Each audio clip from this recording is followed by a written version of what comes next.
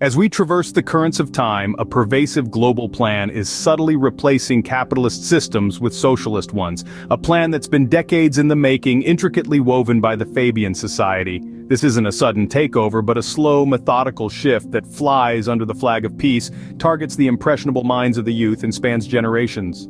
The Fabians, whose emblem is a wolf in sheep's clothing, don't advocate for a violent revolution. Instead, they champion an intellectual one.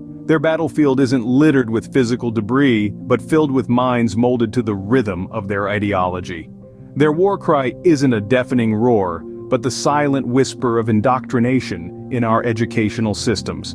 The Fabians aren't looking to convert those who have crossed the threshold of 30. Their focus is the young, the malleable, the future bearers of their ideology. The Fabians are building an obedient army, not through coercion, but through the power of education. The issues we see in today's education system aren't accidental, but a calculated move in this intellectual revolution.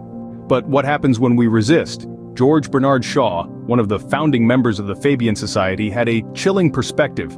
He suggested that children should be policed, that those who couldn't fit into the civilized society they envisioned shouldn't be allowed to live at all. They've painted themselves as the champions of the poor and working class, the advocates of equality. But at what cost? The Fabians' tactic of using the educational system to propagate their ideology has been successful.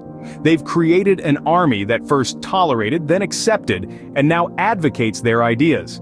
They've tapped into the sympathies of their followers, using the desire to help the poor and the sick, the fight for equality as catalysts for their cause. But pause for a moment and consider this.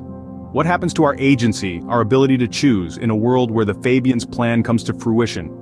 Is it not a fundamental right to have the freedom to think, to choose, to resist? What happens when these rights are subtly stripped away, replaced by a uniform thought process, subtly indoctrinated into young minds? So we end on this thought-provoking note. In a world where the Fabians' plan succeeds, what becomes of our freedom to think, to dissent, to choose?